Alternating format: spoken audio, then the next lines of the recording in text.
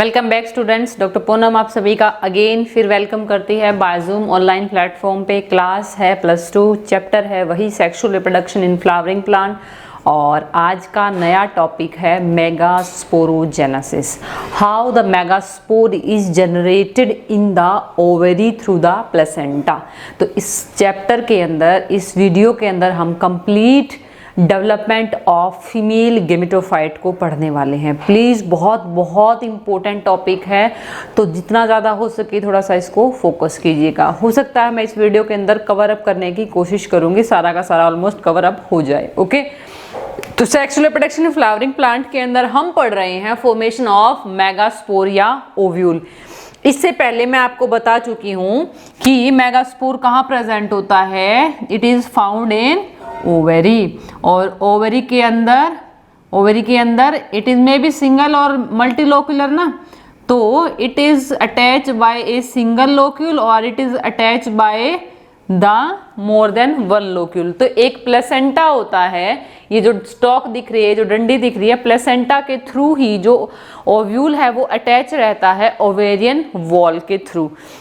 अब प्लेसेंटा की जो सेल्स हैं वही जाकर के जनरेट करती हैं किसको, फीमेल पार्ट, या आप ये कह सकते हो female gametophyte of the flower with in the ovary. तो अभी तक आपको ये पता है कि ये है ओवेरी, ओवेरी के अंदर ये सेप्टम लगा हुआ है और सेप्टम के अंदर है ये डंडी जो है ये प्लेसेंटा है। इसका मतलब ये जो आगे राउंड राउंड स्ट्रक्चर है ये क्या है, इसके अंदर डेवलप है आपका ओव्यूल। तो अब हम ये पढ़ने वाले सिर्फ कि ये जो प्लेसेंटा है, प्लेसेंटा की सेल कैसे आगे जा करके एक ओव्यूल को जनरेट करती हैं। ओके, तो आप ये समझोगे कि प्लेसेंटा के अंदर जहां पर ओव्यूल बनना होता है तो वहां की sales, the few cells of placenta is behaving like as a hypodermal cells. Okay, और ये हाइपोडर्मल सेल्स क्योंकि अब जाकर के बहुत एक्टिव हो रही हैं और आगे जाकर के एक नया टिश्यू बना रही हैं, तो इसको हम बोलेंगे these are behaving as an archesporial cell, और यही आर्कीस्पोरियल सेल को हम मेगास्पोर मदर सेल बोलेंगे। क्लियर? ओके, उसके बाद में ये जो आर्कीस्पोरियल सेल है या मेगास्पोर मदर सेल है ये डिवाइड होंगी, रेडियली डिवाइड होंगी, and it form the two cell, same ऐसे ही जैसे हमने मेल गेमेटोफाइट स्ट्रक्चर में पढ़ा था। ओके, वही आउटर मोस्ट स्ट्रक्चर जो होगी उसको हम बोलेंगे आउटर पैराइटल लेयर और अंदर की side sporogenous layer. Outer parietal layer है ये धीरे धीरे डीजनरेट हो जाएगी, ये सिर्फ एक अटैचमेंट स्टॉक की तरह काम करेगी, लेकिन सारा का सारा फंक्शन क्या होगा, इनर स्पोरोजिनस सेल्स के थ्रू होगा। ओके, इनर स्पोरोजिनस सेल्स जो है अब यहाँ पर these are still now they are deployed. Okay, and ये जो न्यूक्लियस है, ये जो सेल है, ये जो ओव्यूल बनेगा इससे ये क्रेजी न्यूक्लिएट ओव्यूल बनेगा। मैंने पहली वीडियो में बताया है क्रेजी न्यूक्लिएट ओव्यूल कैसा होता है, that having the massive nucellus, जिसके अंदर न्यूसेलस जो होता है वो बहुत ज्यादा डेंस होता है। मतलब इसके अंदर प्रेजेंट जो पेरेन्काइमेटस सेल्स है वो आपकी क्या है, यहाँ पे मैसिव है, बहुत ज्यादा है, वो थिन नहीं है।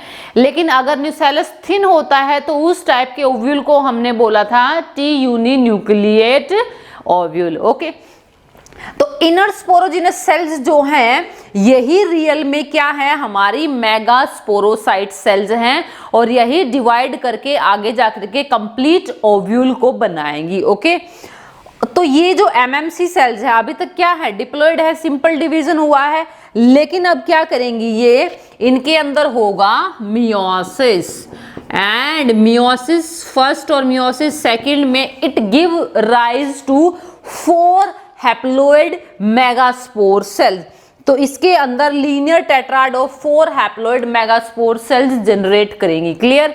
ओके, ये वाले जो 4 हैप्लॉइड मेगास्पोर हैं, अब इन चारों में से 3 तो डीजनरेट ही हो जाएंगी और सिर्फ एक ही सेल जो है वो आगे जाकर के मेगास्पोर के सभी सेल्स को बनाने वाली है, हैप्लॉइड सेल्स को।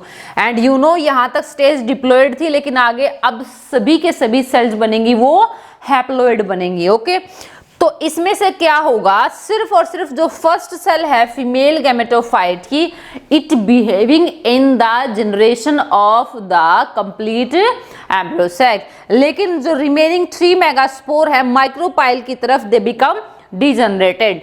द 3 मेगास्पोर, द 3 हैप्लॉइड, आप यहाँ पे इसको हैप्लॉइड भी कह सकते हो, haploid megaspore toward the micropylar they become generated. Okay, and lower most जो चैलेजल एंड की तरफ होती है वही एनलार्ज करती है and it help to produce the complete 7 celled 8 nuclei embryo sac. कैसे बनता है इसको हम अभी डिस्कस करने वाले हैं। ओके, तो नाउ अब हम डिटेल में पढ़ने वाले हैं व्हाट इज मेगा गैमेटोजेनेसिस, कि मेगास्पोर के अंदर गैमीट्स का कैसे फॉर्मेशन होता है। ओके, अब इसमें ये डेवलपमेंट तो हम करने ही वाले हैं, लेकिन इसके साथ में मैं आपको ये भी बता दूंगी कि ये जो डेवलपमेंट के बेसिस पे टाइप्स ऑफ मेगास्पोर कितने होते हैं। तो सबसे पहले, सबसे मोस्ट इंपॉर्टेंट, सबसे मोस्ट कॉमन जो है वो होता है polygonum type development of ovule, या जिसको हम बोल देते हैं मोनोस्पोरिक ओव्यूल डेवलपमेंट। मोनोस्पोरिक क्यों बोलते हैं, क्योंकि अभी हमने आपको डिस्कस किया, बताया out of the 4 haploid tetrad में से 3 डिजनरेट हो जाएंगे। सिर्फ और सिर्फ एक ही फंक्शनल होता है जो आगे जाकर के 8 न्यूक्लियाई को बनाने वाला है। तो इसीलिए this type of development is monosporic Polygonum type of development. तो इसमें क्या है, अब इसमें यही first megaspore toward the chalazal end, वही प्लेसेंटल सेल्स जो थी वो उनकी कुछ cells hypodermal cell the behaving as archesporial cell या मेगास्पोर मदर सेल, और जब ये आगे जाके मियोसिस करेंगी तो out of the 4 megaspore 1 is only the chalazal end. ध्यान दीजिएगा, चैलेजल एंड की तरफ से एक ही हैप्लॉइड मेगास्पोर कंप्लीट जनरेट करता है आगे जाके कंप्लीट एम्ब्रियो सैक को, और रिमेनिंग 3 जो है वो क्या हो जाएंगी, डिजनरेट हो जाती है। तो हम यहीं से ले रहे हैं कि 1 megaspore toward the chalazal end behave as a complete organisation and it divide and it form the 8 nuclei. तो ये क्या होगा, ये मेगास्पोर एनलार्ज करेगा एंड डिवाइड करेगा 3 टाइम, 1 से 2 बनेगी, फिर 2 से आगे फर्दर 4 बनेगी और 4 से 8 बनेगी। तो डिवीजन कितनी हो गई, 3 टाइम डिवीजन होती है, सक्सेसिव 3 टाइम सिंपल डिवीजन से ये जो हैप्लॉइड न्यूक्लियस है ये क्या बना देगा, 8 न्यूक्लियाई स्ट्रक्चर बना देगा। Okay, now it is 8 nucleated structure, और इस 8 न्यूक्लिएटेड में 3 होती हैं एट द माइक्रोपाइल एंड, वही NNN, और इसमें 2 होती हैं, वो क्या होती हैं, सेंटर में होती है पोलर न्यूक्लियाई, जो स्टार्टिंग में तो अलग होती है लेकिन बाद में फ्यूज होकर के एक ही सेल बन जाती है जिसमें 2 न्यूक्लियस हैं। और चैलेजल एंड की तरफ क्या होती हैं, 3 और प्रेजेंट होती हैं। ओके, और माइक्रोपाइल एंड की तरफ क्या मिलेगा हमें, माइक्रोपाइल एंड की तरफ हमें मिलेंगे 2 सिनर्जिड्स 1 एग एपरेटस, और हमें चैलेजल एंड की तरफ क्या मिलेंगे, 3 एंटीपोडल सेल्स मिलती हैं। ओके, अब इनका डेवलपमेंट कैसे होता है यहाँ पे हम डायग्राम के थ्रू देखते हैं इसमें। तो ये जो फर्स्ट डायग्राम यहाँ पे दिखाया गया है ये मैंने वहां से लिया है कि इस प्लेसेंटा की कुछ सेल्स ने आगे डिवीजन करके MMC की तरह बिहेव किया। ओके, इन्होंने फिर आगे जाके के 2 लेयर को डिवाइड किया, इसमें पैराइटल सेल डिजनरेट हो गई है ना, पैराइटल सेल बाहर की लेयरिंग बनाती है जो बाद में डिजनरेट हो जाती है, और अंदर की जो स्पोरोजिनस सेल थी वो स्पोरोजिनस सेल अब मियोसिस के अंडर जाएगी, और ये जो मियोसिस इसमें जब होगी तो मियोसिस में 4 सेल बनने वाली में से एक ही सेल बिहेव करेगी। कैसे, ये डिस्कस करते हैं हम यहाँ पे। तो अभी हम ले रहे हैं ये वाली स्टेज आर्कीस्पोरियल सेल। तो ये क्या है, प्राइमरी आर्कीस्पोरियल सेल, और आउटर में लेयरिंग है जिसको हमने बोला है प्रिमोर्डिया या प्रिमोर्डियल लेयर। प्रिमोर्डियम जो है ये आउटर कवरिंग की तरह ही बिहेव करता है। ओके, अब आर्कीस्पोरियल सेल डिवीजन करेगी पैराइटल लेयर और इनर स्पोरोजिनस लेयर, ये 2 बन गई हैं। उधर जो स्टॉक की तरह है, जो डंडे की तरह है, सपोर्टिव है, it is primary parietal cell, और नीचे जो बन गया है it is sporogenous cell. Okay, and you know there is no any role of the parietal layer, क्योंकि यहाँ पे ना ही एंडोथीशियम बनती, ना ही मिडल लेयर, ना ही टेपिटम बनती है। ओके, जैसे कि हमने किस में पढ़ा था, माइक्रोस्पोर में पढ़ा था। ओके, और ये आउटर मोस्ट जो ग्रोथ है ये किसकी है, इंटेग्यूमेंट की है। ये उसके जीनोटाइप के हिसाब से कितनी उसमें इंटेग्यूमेंट बनने वाली है, 1 2 3, तो उसके हिसाब से ये डेवलप हो जाता है। ओके, अब देखिए इंटेग्यूमेंट कंप्लीटली कवर करती हुई जा रही हैं और ये प्रीमोर्डियल लेयर है। और अब देखिए ये same primary parietal cell as it is है, लेकिन जो स्पोरोजिनस सेल थी इस स्टेज में कैसी है, इट इज 2n, लेकिन इस स्टेज में क्या हो गया, इसमें इस स्टेज में इसमें मियोसिस हो गया है और मियोसिस से 4 सेल बन गई हैं, 1 2 3 एंड 4। ओके, और अब हम सिर्फ इस स्टेज को ले रहे हैं क्योंकि हमें पता है ये वाला और ये वाला स्ट्रक्चर सारा डीजनरेट हो जाएगा, सिर्फ और सिर्फ एक cell toward the chalazal end, chalazal end नीचे की तरफ होगा ना, it behaving as a megaspore generative cell. और अब ये देखिए हम इसमें मान रहे हैं कि ऊपर वाले ये जो 3 मेगास्पोर थे, हैप्लोइड मेगास्पोर, ये यहाँ हैं, ये डेवलप नहीं कर रहे, लेकिन लास्ट वाले चैलेजल एंड की तरफ जो सेल है वो अब अनलार्ज कर रही है और ये धीरे धीरे डीजनरेट कर रहे हैं। यू रियली ऑब्जर्व कि इनके अंदर डीजनरेशन हो गया है, इनके बीच में प्लाज्मोडेस्मेटल कनेक्शन जो है वो धीरे धीरे लूज आउट हो गए हैं। ओके, और ये देखिए कंप्लीट ये डीजनरेट हो गए हैं। ओके, अब यहाँ देखें तो ये जो हैप्लोइड न्यूक्लियाई था ये पहले इसने डिवीजन किया, तो इससे फर्स्ट डिवीजन 2 न्यूक्लियाई बन गए, they separate with each other toward the opposite end, one is at the micropyle end and one is the chalazal end. अब माइक्रोपिलर एंड वाला भी फिर आगे फर्दर डिवाइड करता है 2 सेल में और चैलेजल एंड वाला भी 2 सेल के अंदर डिवाइड करेगा। ओके, उसके बाद में ये सेकंड डिवीजन हो गई और थर्ड डिवीजन में देखिए यहाँ पे कितने न्यूक्लियाई बन गए हैं, 4 and 4, 8 न्यूक्लियाई स्ट्रक्चर यहाँ पे बन गई है। एंड अप टू दिस ये क्या है, 8 न्यूक्लियाई और 8 सेल्ड ही स्ट्रक्चर है।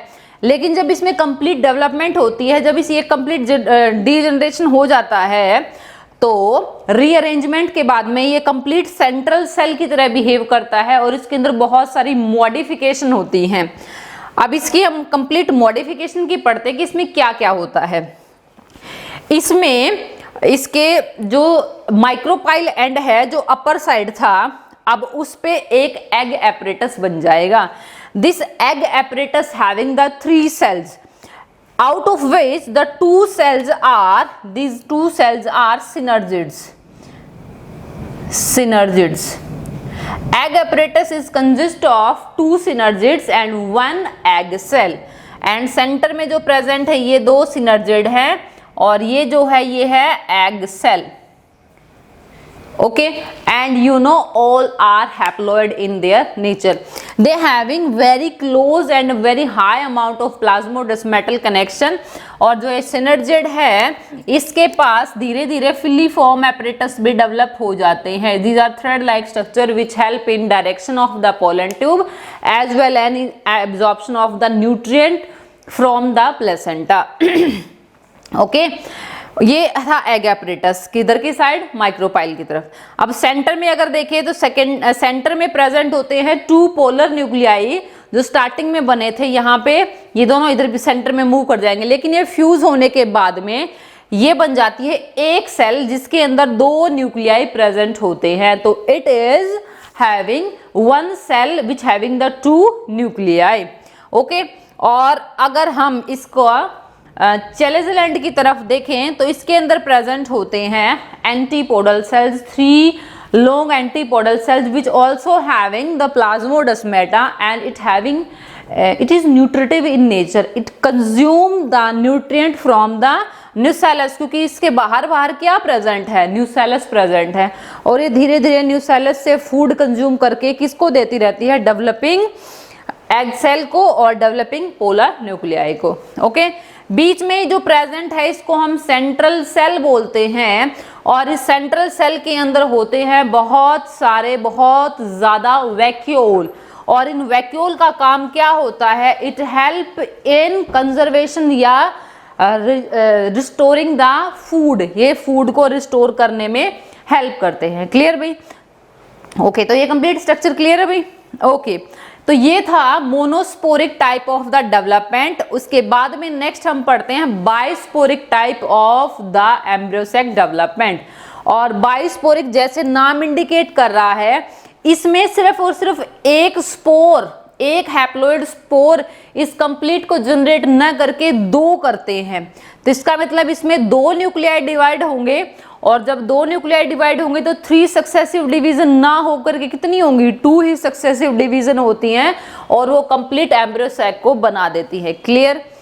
Tetrasporic type of tetrasporic development के अंदर जो ओव्यूल है, जो एम्ब्रियोसैक कंप्लीट बना है, वो कहाँ से बना है, इनकम्प्लीट चारों के चारों एम्ब्रियोसैक की सेल से बना है। मतलब ये 4 के 4 मेगास्पोर सेल्स एक ही बार में डिवीजन करके 8 न्यूक्लियाई बनाते हैं, और 8 nuclei as it is complete embryo sac को बना देगा। क्लियर भाई?